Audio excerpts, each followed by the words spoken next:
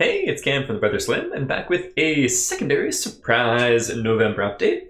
So I said I wouldn't usually cover just shipping and fulfillment ones because, while exciting, they happen more often. There's not as much to them, but there's something a little extra in this one, and some other things to kind of share too. So we'll dive into it. So, update 59: fulfillment in full swing, PM reopening, the app, Enormity previews, and more. Hi Argonauts, it's Maria and Michael here, stepping into the spotlight once again. Sorry, Marson, to bring you another mini update. Hopefully you're not tired of hearing from us yet. These updates filled with good news are a real highlight for us to put together. This time, we're bringing you news about the app, shipping progress, the pledge manager, and even a few surprises. Fun, let's go.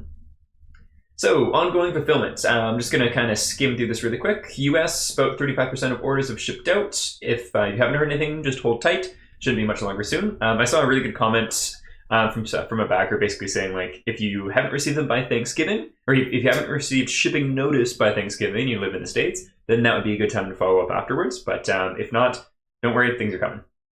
EU and rest of the world. We're glad to report that the EU hub's fulfillment began on Tuesday. Rejoice, after a bit of back and forth, there's some address confirmation stuff going on.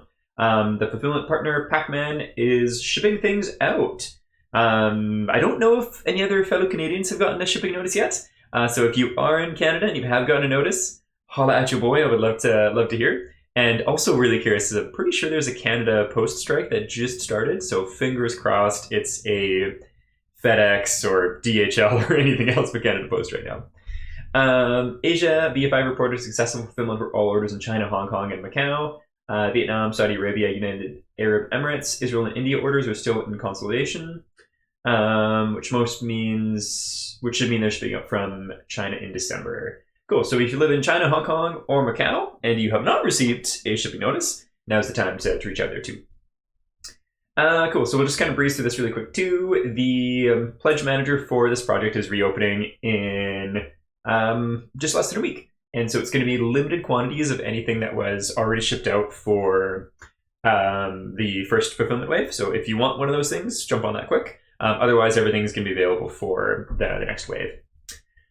Yep, so there we are there. Limited stock of wave 1 items. This may also be the last opportunity to secure those items because they might not do a reprint for this campaign for the foreseeable future. So possibly way down the line when there's the third ATO game, which for all intents and purposes it seems like there is going to be, might be available then, but that is who knows how many years away. Okay, cool. So the Aeon Trespass app update. And rest assured, ongoing fulfillment for current backers is top priority. New orders will only begin shipping once we've completed all existing orders to existing backers. So always good to share that. And we've been listening closely to your feedback on the app, and we're excited to announce that the app has already received an update with new features and improvements. This latest update not only enhances the app's speed, but also incorporates several community-suggested features such as automatic tagging of the least/most likely Argonaut, a revamped paragraph selection menu for voiceovers. I'm curious to do that because I did take a quick look and a quick little sample of the voice app. Freaking stunning. Also, just a quick note on that too, if you haven't received that and you've reached out to support, check your spam. I went to reach out to them and it was waiting for me in spam. So luckily I checked that before reaching out, but I definitely checked there. Reproduction or relocation of production to the armory. Sorry, I'm getting ahead of myself. But one thing I noticed with the voiceovers was from my understanding, this app is made to work in tandem with physical components rather than fully replace. So there's some things that if you're just looking at the app, feel kind of like, wait a minute, this is missing stuff. But that's on purpose because it's not supposed to replace the game. So yeah, I thought it was like a little clunky.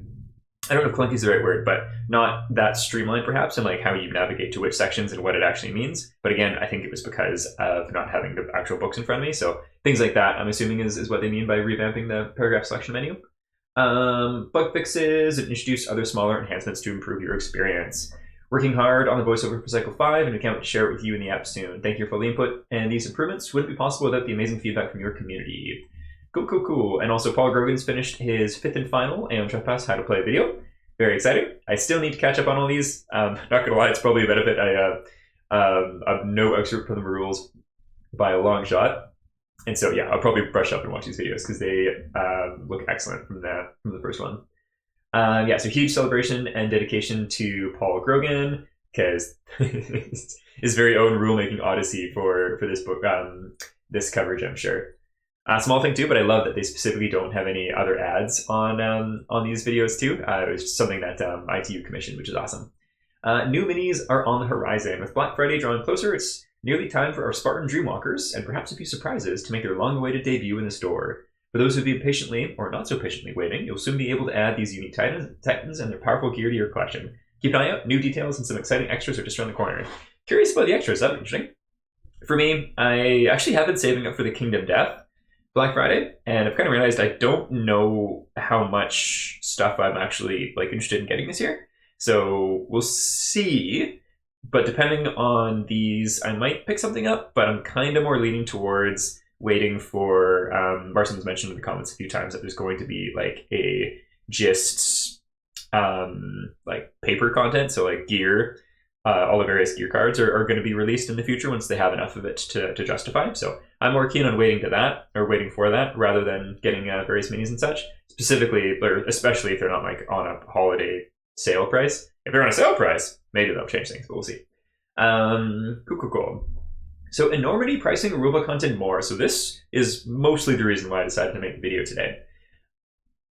$89 standard edition. That is huge. So for me, that's going to end up probably being around 100 or a little bit more, being in Canadian buckaroos. But that's really cool. And so for me, I'm kind of torn. So I love miniatures. I have so many miniatures. I don't need any more miniatures. But I don't have any cool sci-fi ones like this, and I did actually just sell my Warhammer army or my old remaining sci-fi Warhammer army to justify diving into Trench Crusade. And then I did some critical thinking on it and was like, you know what, I'm the only one in my friend group that would want to play this, so I'm just going to have more minis sitting on the shelf that, while I'm probably going to enjoy, I'm never actually going to be able to use. And so these ones I would be able to use, and could probably also use when running Mothership, which is a game I really want to try out and play too. That's been my number one want to play for the past year and a half. So I'm going to see what the difference is between all of the gameplay content is in standard edition versus the miniature one. But we'll see. Yeah, decisions to be made, and I'll probably share some thoughts and feelings once the campaign launches on December 3rd too. So yes, price. Your eyes do not deceive you. We're happy to announce that Enormity will be the most affordable ITU game to date. Thanks to a streamlined production process and aggressive timetable, we're able to offer the standard edition with standees at a price of $89. Yeah, and so Marson jumps in with an edit. So ATO for the base game, which is an insane amount of content, was $129 USD. And I think it was 200 USD, including the two expansions, which is completely bonkers. And for those of you who love miniatures, don't worry, we have something special in store for you too. So I hope that means that the minis are going to be a surprising price too. Not going to hold out hope for that, but something special does sound nice. So hopefully that's related to price and quality, but I don't know, beggars can't be choosers, that's for sure. But yeah, so this is actually, there's some hints and clues about this being a more accessible game in the comments earlier on. So I made a comment saying that it's going to be along for the ride, but probably not going to be able to back it. That's totally changed at this point. But what started that kind of change was Marson replying to my comment, basically saying hey, this is actually going to be one of the most, or could be one of the most accessibly priced games of ours yet. And then I also saw online, I was other commenters or somewhere online, that they're also looking for localization partners for this game, which is a first. I'm sure they've had conversations behind the door or behind closed doors, but ATO and Kingdoms Forlorn are huge, sweeping, ginormous text-based games, and doing localized languages for that just didn't seem feasible. So another reason where it's kind of okay, so maybe this isn't going to be $500. Because so I did back 12 Sons of Heracles, and I wanted it all, but could not justify that investment on my own. And so Jordan and I actually went 50-50 on it to make it a little bit more digestible, shall we say. So this one, we'll see. Maybe I'll be able to do it myself. I think my loose plan is, and this is years in the future, but as long as I'm still enjoying Kingdom Death, which I'm sure I'm going to, is do an in-between of a Kingdom Death campaign and then do a Enormity campaign, because I think there's going to be multiple little story structures, and then back and forth there. Or maybe bounce in between, who knows, we'll see. But anyways, that's a little bit of a tangent. So there we are with the mocked up box art. There is a fair amount of repeat sculpts. I don't know about a fair amount. So there's, what do we have here? So the Mothman is the boss on the prototype. That looks like a boss there. That looks like a boss. I think this is a boss back here. This is some kind of boss here, and that's a boss there. And then we got these big, thick hand gorilla dudes, these wacky, whaley, arm inflatable spacemen, these kind of look like creepy, ghostly, come hither, I have candy for you, people. And then these look kind of like more normal zombies. And then we have the kind of phallic, grinning worm, earthworm people. Yeah, so cool stuff all in all. And I have a feeling that just to think how many of these worm-faced dudes there are, this is just a placeholder, and there's going to be more of content that will either unlock during the campaign or will be available at the beginning. Just from what's on display right now, though, I think it's already doing a better job than Kingdoms Forlorn on showing what's on display at the beginning. So excited to see how the launch goes.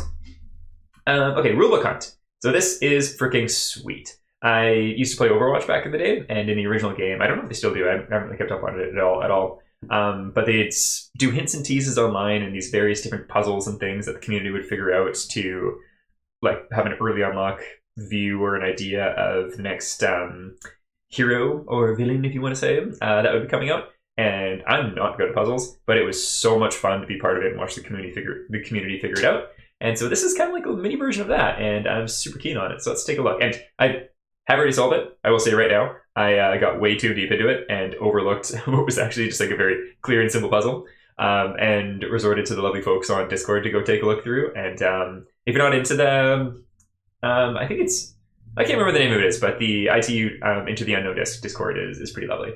Okay, so for those of you who love a challenge, we're excited to introduce an exclusive rulebook hunt. Some of our eagle-eyed community members on Discord have already tracked down clues, but now the hunt is open to everyone. Somewhere on our website, the Enormity Rulebook is hidden and waiting for you to find it. This is your chance to dive into the rules and get a sneak peek before the official release. But here's a twist. Finding the rulebook is only the beginning. When you find it, you'll notice that it's encoded. Unlocking the full contents will require a bit of extra sleuthing. Perhaps the hint below will give you a nudge in the right direction on how to decipher the rulebook's secrets. So let's read it. This is also on Into the Unknown site, and I don't know how people found the ARG. I had no idea it existed, but basically it was like a hidden page on their website. Okay. If you were reading this, it means that not all is lost. Perhaps you can finish what we've started. The four of us set out to investigate a signal coming from an uncharted part of the Shepherd. We lost track of time. Eventually, we reached an abandoned chamber of unknown purpose. Inside, we found strange doors secured with a code, behind which we believed lay the answers to our questions. Then, the tax scanner started beeping, faster and faster. We had to go. For the next, I don't know how many, maybe 5, maybe more days, the rest of my team vanished into the darkness. I'm left alone, and my strength is fading. I hear the creatures approaching, but there is nowhere for me to run. They'll find me soon. In this place where I'll soon die. I see a mural? The constellation Orion. But when I turn the light off, when I turn the light of my tax scanner off, the 3 stars of its belt glow. A clue? Maybe a warning. I'm out of time to find out, but maybe you'll understand what I cannot. Good luck. And don't worry if the hunt proves too tricky or you simply don't want to do it, the rulebook will officially be available for everyone on Monday. I like that too. So if anyone wants to take a look at it and do the hunt and clue touch, it's available and you get the little freebie of looking at it early, but it's going to be available next week for everyone too, sweet. So pause now or skip ahead if you don't want to be spoiled, because we're just going to go ahead and do this. So I overthought the heck out of this, and I was diving so deeply into the number 5 or more to do with specifically Orion's belts and the star systems within it, and had so many wrong answers. But it's the numbers in the text here. So 4 astronauts, and then I think it was 3. No, so 4, 5, and then 3. 3 being how many stars are in Orion's belt. And so let's take a little looky-loo. Let's see, is there anything else?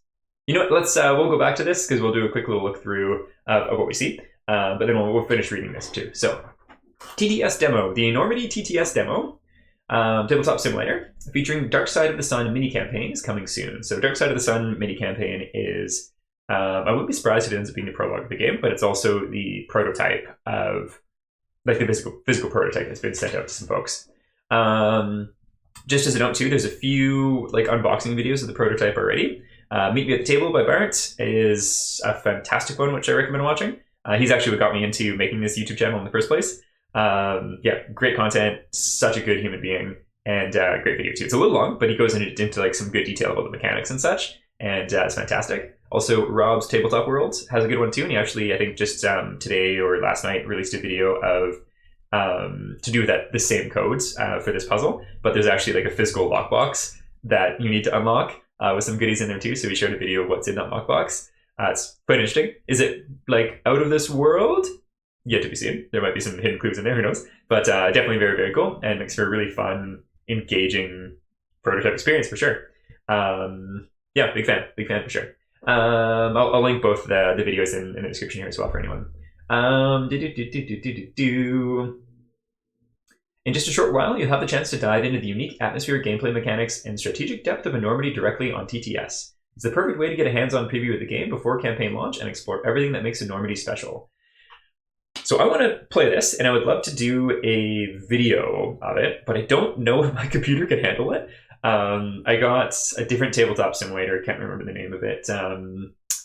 I should remember the name. It's basically tabletop similar, but under a different tabletop simulator, but just with a different name, made by different folks. And my computer was not good enough to run it. It's just really, really old.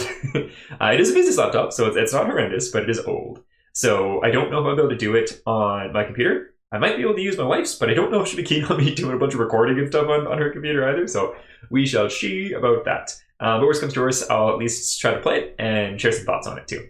And I know for a fact, Meet Me at the Table, Barrett was definitely going to be doing a playthrough video of the physical one as well. But that's not all. We're also planning a small contest. We'll be able to win a physical copy of the Enormity demo. Keep an eye on our upcoming announcements. Don't miss your chance to experience Enormity in a whole new way. Cool. Then share some art. I think this is probably related to the Dark of the Sun, is that what it's called? Dark Side of the Sun. Just from watching some of the unboxing video and such, there's lots of alien growths inside. That's it for today. Thank you for reading this. Hope you're as excited as we are for everything coming up. Keep an eye out for more updates soon. Until next time, see you soon. Another Enormity picture there too. So, going to Into the Unknown's website here. We have on their resources page, this is where you can download all of their various rule sheets, FAQs and such too, which is great. But if we scroll down to the very bottom, we have Enormity, Decoded Transmission. So click here. It's going to bring us to this passcode protected site. Once again, once my computer loads. There we go. And so what was it? It was 453. Enormity. Not going to save that password. Then we click on this, and it should bring us to the beta rulebook. There we are. So rulebook version 0.31. I'd say like 90% sure that that's the exact same one as the physical prototype that just got sent out. So that's very cool. And yeah, I'm definitely going to read through this, and we'll just do a quick little perusal right now. So we have intruders. I think this is called like the Grin or something like that. And then automata, which are kind of like mushroom infected robots. Comes with standees too. Also the boss intruder is called the Mothman, and it's a horrible space robot with moth wings made out of like solar panel stuff. Super cool. They've also redone the sculpts in comparison to the one that's on the campaign page, and it, like the current version, looks much more dynamic with its kind of raised up legs here and its arms extended out in different ways instead of holding up the Explorer Spacer corpse. So yeah, I like the new version for sure. The Spacer tokens look cool too. They look big, but I don't know if that's just a different shape. So lots and lots of cool stuff. There's door standees, all kinds of goodies. There's also scanners. It kind of reminds you like Tainted Grail a little bit, which is pretty sweet. They've also, just from watching Baron's video, so when like the equivalent of Mortis cards or I can't remember the ATO ones, basically that if you're dying, you draw a card, and you might actually die, you might not. You actually scan those cards to see what happens to you, which is, I think, a fun use of the mechanic. Yeah, so cruising through, rulebook looks good, very classic ITU, thick rulebook, there's a lot going on. I feel like there definitely is some inspiration from a game like Nemesis for sure, especially with the things being called intruders or being noise rolls. But it's very much going to be its own unique thing, if you ask me. I'm also really curious about the character creation, because it seems like they've really fine-tuned the system, and I'm stoked to see how it works in play. Countdown tracks, countdown phase, revealing new locations. Also really stoked to see how the map books work out too. Blips, kept down cools. Yeah, and I think we'll probably stop there because it'll get into the actual like story stuff further on. Actually, maybe not. It's the rulebook. It's not the storybook. I don't know. Yeah, so for ATO, there wasn't one of these things where you actually have like a pad where the tokens go. I think there's like a side of the game board you can use, but Kingdoms Forlorn, I believe, does have one. So all these rules for moving, then intruder phase. Yeah, they're gray, so creepy. Definitely looks a little bit less phallic with the art instead of it just being gray plastic. And hey, like it does look kind of earthwormy. Like it's not horrendously phallic, and it's suitably body horror creepy. So lots and lots of rules. Chainbreak. I think anyone that's played ATO or in the future Kingdoms Forlorn, I think is going to be familiar with the rules, but this one's going to be suitably unique. Oh, so that's a picture of the automata, I believe, with all of its mushroom fungal growths and fun stuff going on. Bosses, terrain, and crash. Yes, crash, another rule from ATO. Very simple one. Escalation. Escalation looks a little bit different. Well, this looks, for all intents and purposes, basically the same. But looking at the boss board, if it shows that, it does look a little bit different. Knock back, knock down, all these keywords. Okay, so you have a bunch of new keywords. The dice look really fun too. I like the stats on them. And is that it? Welding and breaking doors. The full game. There's just a little tease of how big this freaking ship is.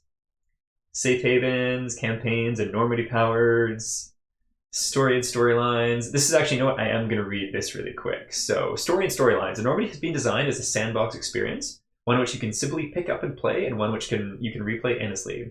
One you can seamlessly expand with locations, biomes, intruders, gear, and discoveries. An RPG substitute, a game that can last you a lifetime. However, we at ITU love strong narrative stories. Love it. And Enormity won't be any different. The full game will include 3 full-length narrative campaigns with their own beats, twists, and endings. These will serve as a great introduction to the world of Enormity. So, introduction there, and the fact that there's 3 full-length narratives makes me think there's probably going to be 2 expansions. ATO did that. Kingdoms Forlorn did that. Technically, there's 3 expansions with Kingdoms Forlorn. Financially, I hope there's just 2, but we'll see what comes out when it comes out. Campaigns. The base game features 3 named campaigns, including the Dark Side of the Sun introductory campaign. So, quick assumption there, probably like ATO, where the first whole cycle, which for us is verging on about 60 hours of gameplay, might be different than this one, is basically an extended tutorial of learning how to play the basics of the game before things get crazy, from my understanding. We haven't gotten past that yet, obviously, but yeah, so I wouldn't be surprised if it's maybe similar to that. Oh my god, so running upwards of 100 hours of gameplay. 3 named campaigns running upwards... Oh, okay, 100 hours of gameplay for the 3 campaigns is my reading of that. Even going all the way through those campaigns, you'll have barely seen the sprawling enormity of the Shepherd. Once you find your footing, you will create your own modular sandbox campaigns, trying to delve even deeper into the ship's secrets. So that seems like kind of a take of Kingdoms Forlorn, where you dive into the kingdoms after you finish your night storybooks. So we'll see about that. For me, I feel like, so... Yeah, curious about that. Like, I like the idea of finding mysteries, and that kind of makes it more like Kingdom Death, where it's emergent storytelling, but I think I would miss the overall narrative, but we'll see. Way too early to speculate further than that, I feel. What all campaigns have in common is the course deck. The course deck represents the course and final destination of the Shepherd for your campaign.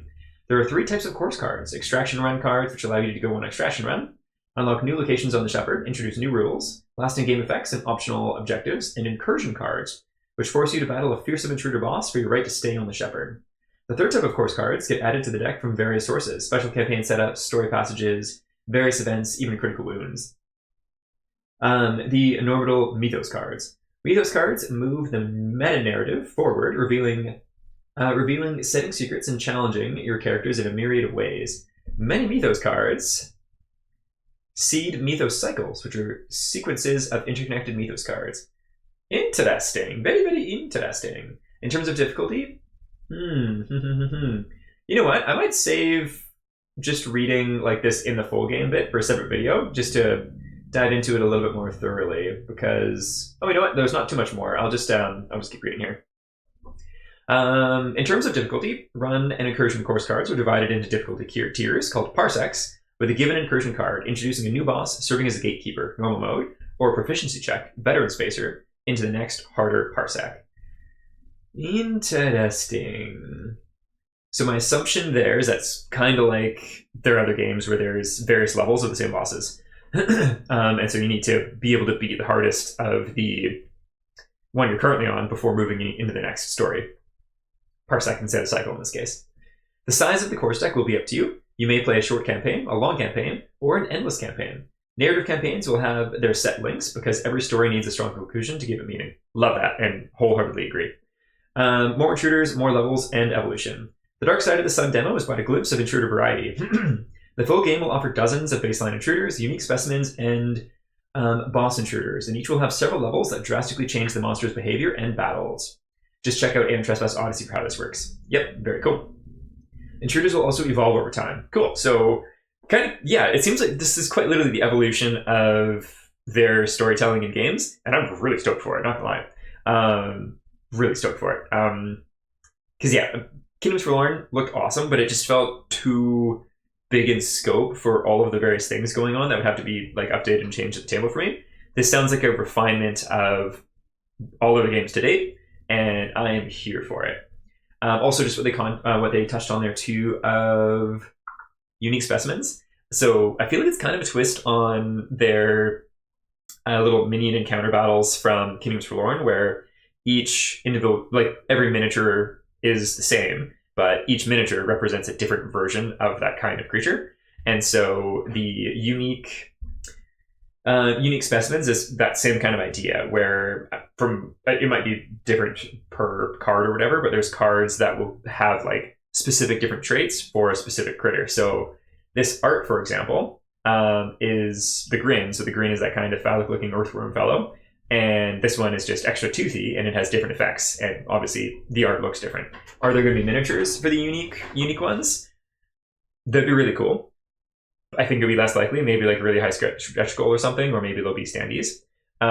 Just because each unique sculpt adds to it. If there's going to be like a random number, let's say a dozen unique specimens or more, that's extra money for each one to have a mold of. And I feel like that would get exorbitantly priced really quick. But it could be wrong, because I feel like this is less than in Kingdoms Forlorn, when each sometimes 3 to 6 or more minions you're fighting would have a unique sculpt. So maybe they will. It'd be pretty sweet. So, okay. More objectives, combat runs, stealth runs, and more. The full game will feature dozens upon dozens of unique objectives, making for unique missions, as well as completely new types of runs, like all guns blazing combat runs, and even more tense full stealth runs. And this is just the tip of the iceberg. Cool, I like that. More of everything. Enough said. We're known for cramming insane amounts of content into our games, and Enormity is no exception. Expect many more spacers, intruders, boss intruders, locations, gear abilities, discoveries, and much more of everything else too. Yep, commenting on that, like from following their campaigns, I might see if I can do like the Wayback Machine or whatever, just to look at like the original Kingdoms Forlorn. No, I should just be, yeah, to look at the original Kingdoms Forlorn crowdfunding campaign, and then look at the before it had all of the stuff unlocked, specifically before all the stuff was unlocked, because we could just look at it as it is right now, but it shows everything that's unlocked. So yeah, I might do a video on it. I don't know if it really makes sense, but just it's crazy. Like everything seems pretty far along during campaign launch, but then seeing how it progresses and gets not only just more, but better and better looking the closer to launch is really cool. Okay, so join us. Enormity, like all of our previous games, is a crowdfunding endeavor. Games like this, bold, brave, big, rich in context and innovation, delivering hundreds of hours of engrossing gameplay, gripping high-quality narratives, groundbreaking concepts, and exquisitely detailed miniatures would never see the light of day without people like you. If Enormity looks like something you like, consider supporting us on Kickstarter for the best price, exclusive content, and an opportunity to be part of something bigger than yourself. Something enormous. Thank you. Cool. Very, very cool. Yep, I am really excited for this. Here's some arts. This is all being displayed before. So that is the Mothman boss on the back, and he's got some sort of mechanic that infects people, which you can see there. Looks very nasty. Does not look like a good time. Cool seeing this actually closer up, because I think we've only seen like lower resolution versions of this. Any more arts? This is the demo containing limited game content. Cool. And yeah. So I think this video definitely ended up being longer than I planned. Went on a couple related tangents and read more stuff than I thought I would. But yeah, thanks for tuning in, and super stoked for this game coming out to crowdfunding on next month, on the 3rd. But talk for now, and we'll talk soon. Bye.